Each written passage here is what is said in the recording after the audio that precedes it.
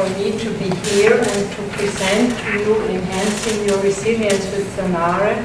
I've been working in the field of NLP for many, many years, more than 25 years. Is it on? Yeah, okay. Technical problems again, sorry for that.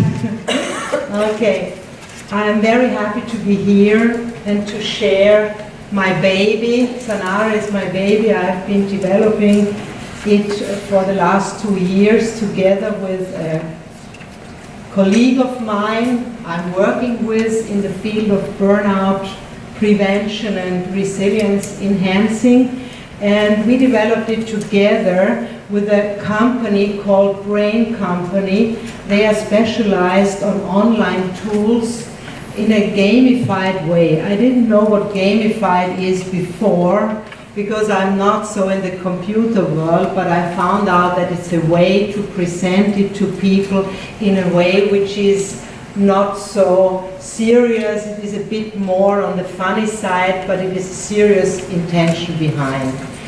So I've been in the NLP field for 30 or more years, and as I'm a clinical psychologist and a psychotherapist holding the ECP but not NLPt, using NLP of course because I was a student of Peter in the beginning in Austria, and I have been dealing with depression, dealing with burnout for so many years. And what I didn't like in the beginning, after a while of work, that patients came to me, they were down, very, very much down, and we had to repair them, kind of repair them. And following the paradigm change in psychology from learned helplessness to resource-oriented way of applied psychology, I said, well, there must be something else. So first of all, the next step was burnout prevention. And what I in my seminars usually say is burnout repair was yesterday, prevention is maybe today, and resilience is the future. So, so what I will talk about today is case studies. We did projects in the municipality of Fürstenfeld, this is the town where I was born in Austria, and a nursery home, and we were evaluating it. Then I will talk about resilience. What do I think that resilience is, our understanding of resilience, facts and trends and consequences for people and companies. So our tool, the target group for our tool is in companies, in organizations, to enhance personnel resilience in people, but also team resilience and organizational resilience. What did we do? We did a kind of behavior-oriented program on the surface level, but of course it went deeper because we followed the logical levels of Robert Dilts. And the whole program is of course an NLP-based program because of me. I'm so much in NLP that a lot of input is NLP, but also energy psychology of Fred Gallo. And systemic approach, as I'm a systemic therapist.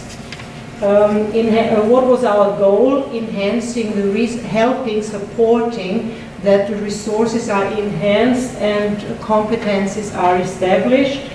And we do mostly a blended learning program, so companies attend classes, but they also have virtual coaching. And in the end, I will be open for some questions. Here with me is roly-poly. Roly-poly is our metaphor, our anchor for resilience, because roly-poly, no matter if there is a stormy time or not, roly-poly has the resources, the resilience to stand up again all the time. So the present state when we did the project with the municipality of Fürstenfeld was that in Styria, in Austria, that part of Austria in Styria, politics said we have to save money, like all the politicians do now, and they said a good way would be to merge communities. So,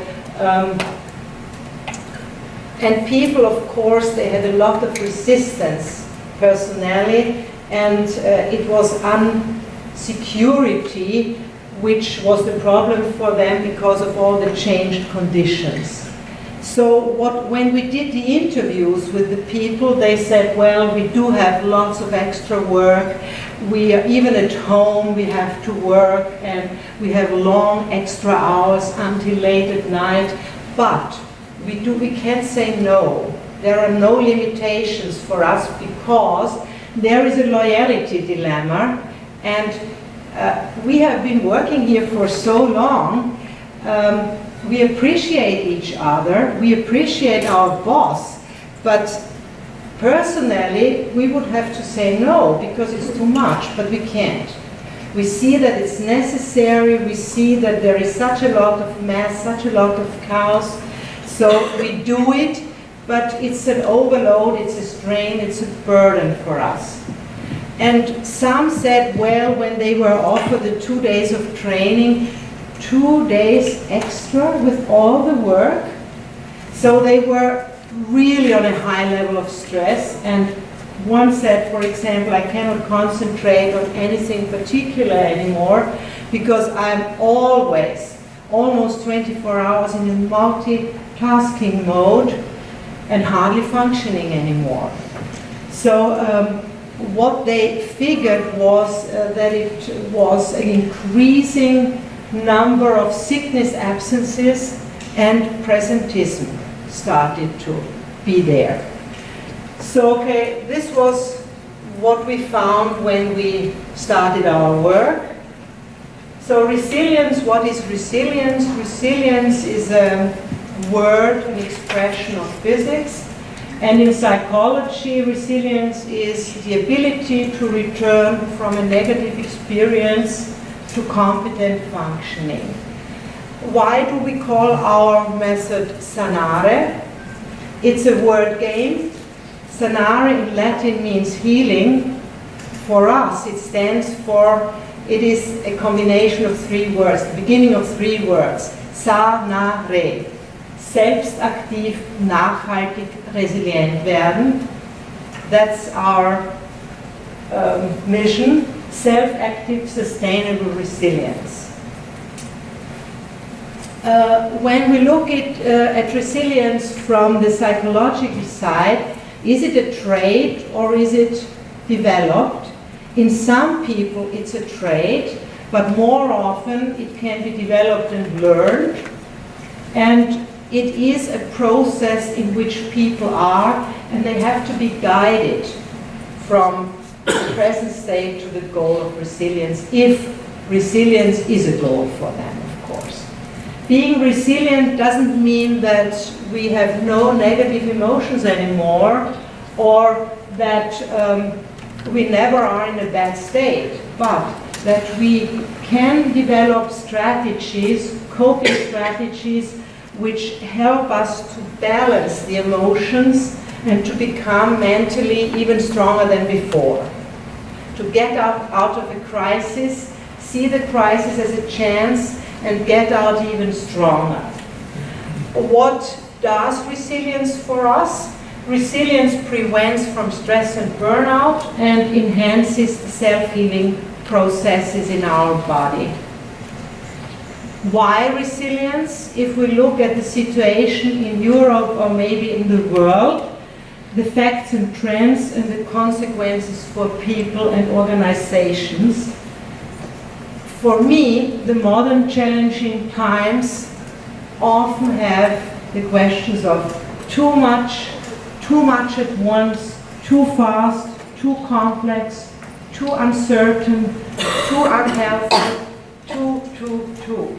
So I would like you to maybe analyze your own daily life for a moment and to be honest to yourself. Can you say no to all those too?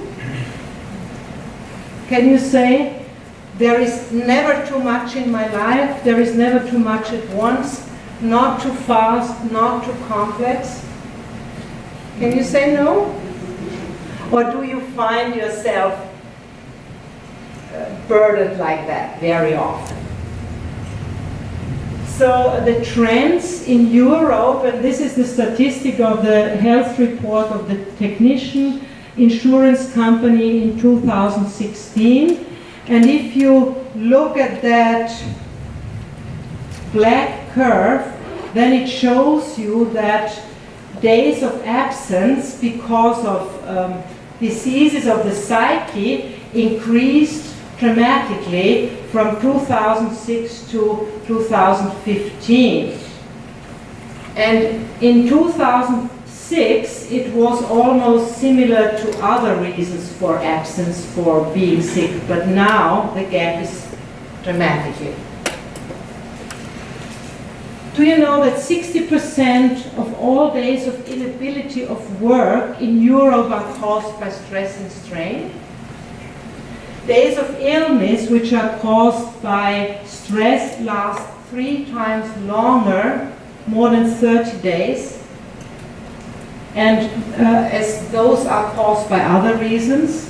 And what shocked me a bit was that 79% of all the managers are worried about job-induced stress, but only 30% take structured measures.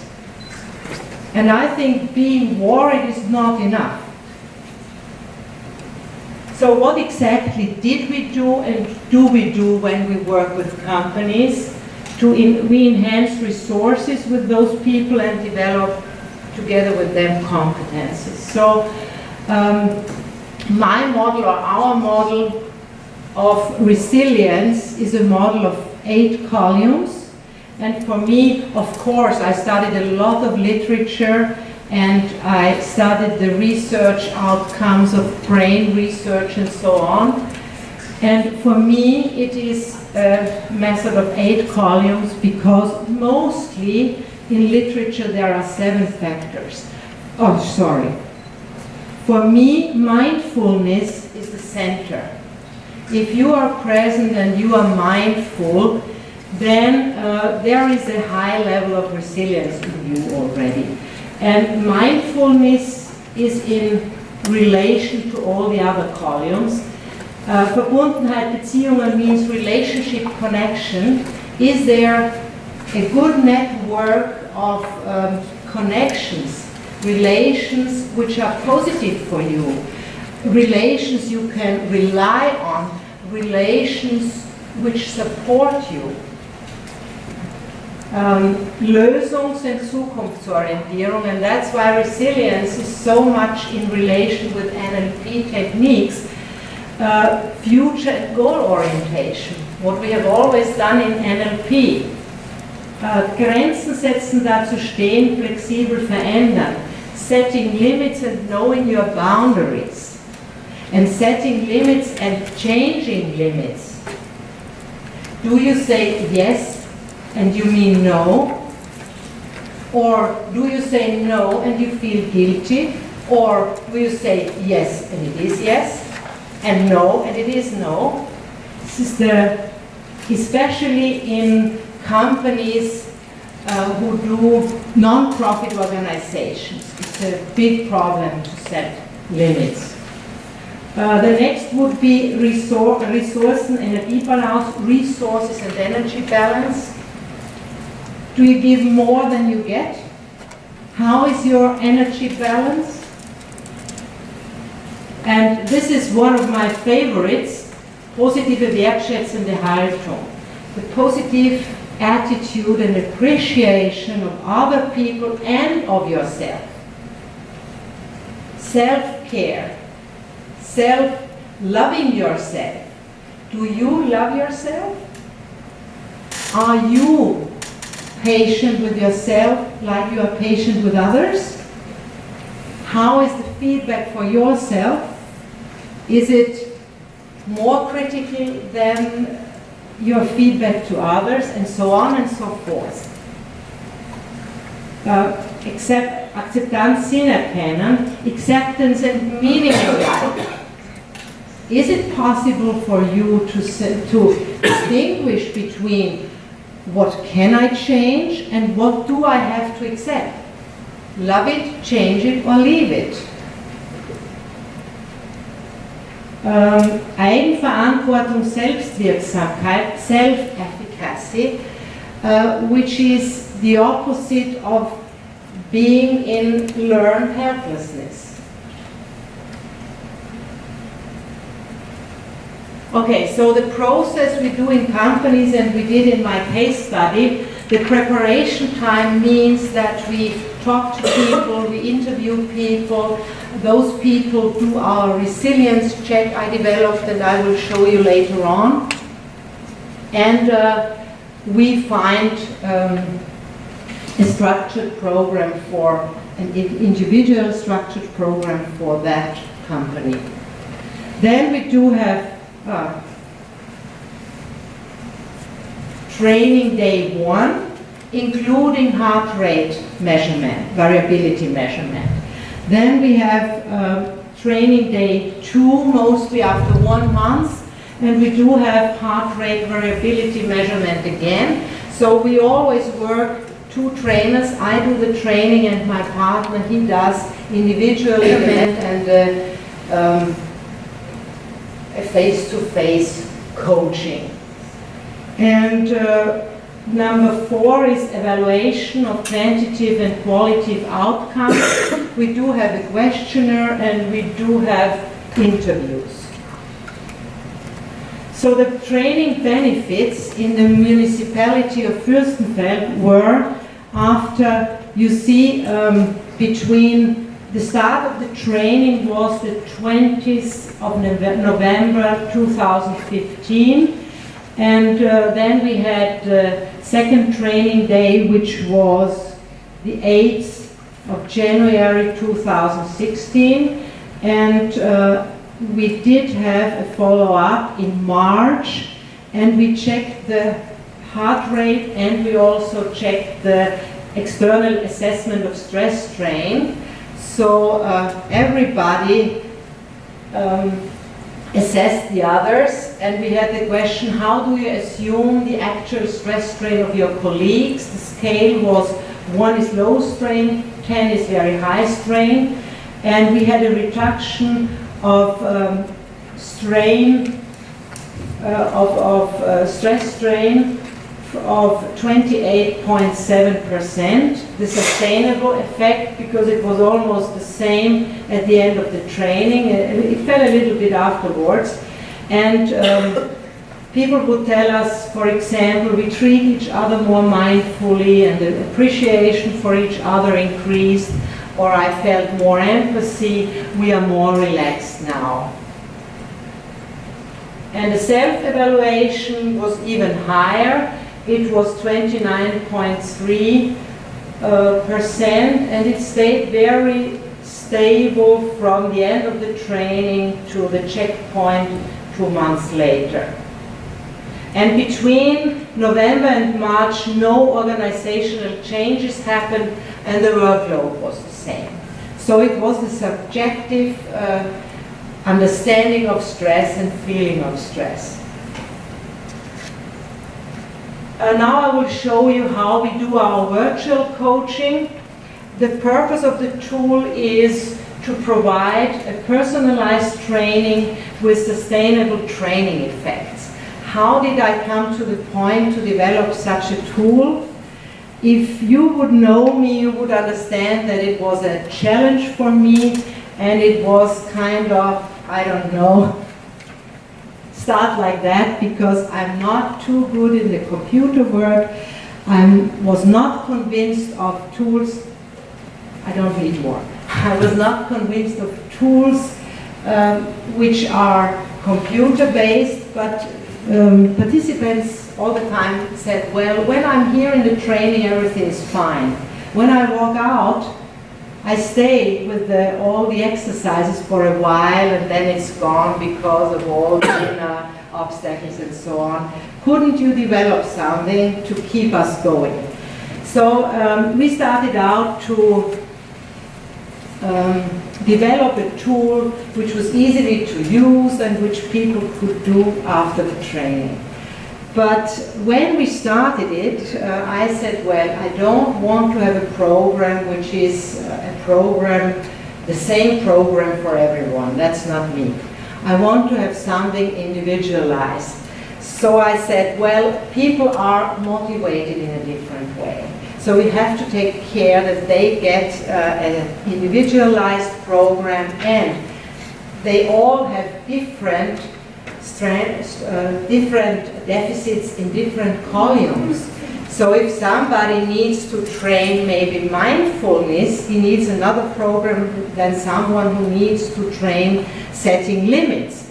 So I said, well, we have to have a program which takes care that people get the right column to train on, and they get it presented following their motivation pattern. So what I did was, first of all, I developed the resilience questionnaire, and the resilience questionnaire is 74 items, 9 items per column. And this is one example. For example, es fällt mir leicht, mich zu konzentrieren. It's easy for me to concentrate. You answer yes and no, and then you get the results like that. The results of your resilience check. The green circles show that you have given more than, 76 or more % of resilience supporting answers. Orange means that you are under 75% of resilience supporting answers, and green means that you are red means red means that you are under 50% of resilience supporting answers.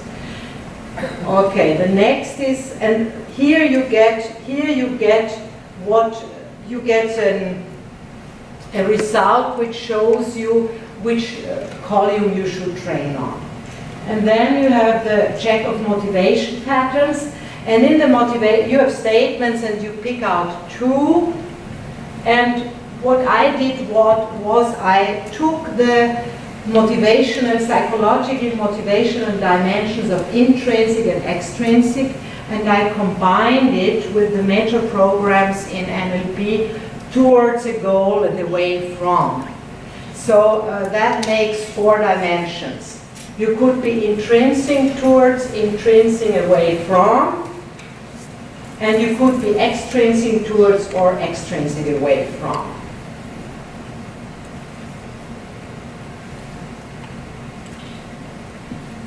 And if you are intrinsic, you get a kind of buffet. You can choose which exercises you would like to train with.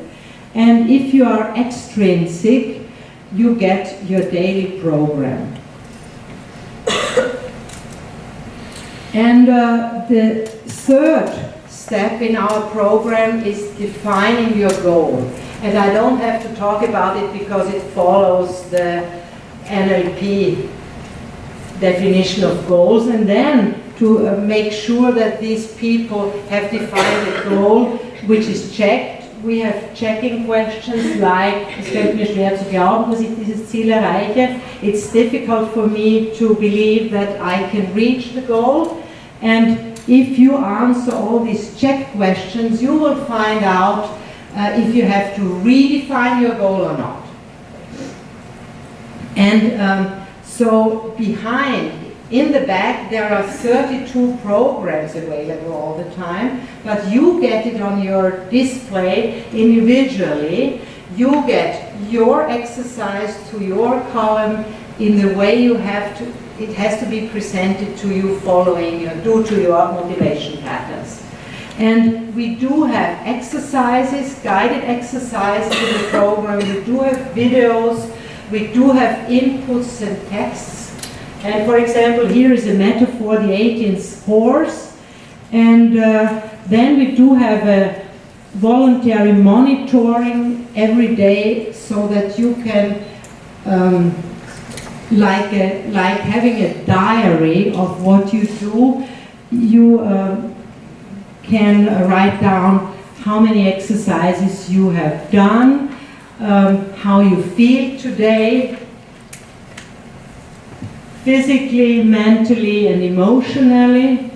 And then you are the program reminds you that you should do movement, should do sport every day, and you always can check you always can check your goal. So with the nursery home it was the same, but the difference was that we had a peer coaching. 2 times of peer coaching. And the training benefits, we only have the self-evaluation here, was 31.6%. And the manager of the nursery home said, from my perspective as the general manager of the company, my employees are more self-reflexive concerning their performance and reactions. Their level of future and solution orientation increased both in private and professional situations. In stressful situations, the participants of the training react more relaxed and less emotional. And having the opportunity to attend the resilience training was perceived as a special gift, and this was important as well. And appreciation from the employer. And before I came here on Wednesday, I was the last time with the group, and but I do not have the last results, but it showed that it went down a little bit more. Okay, questions?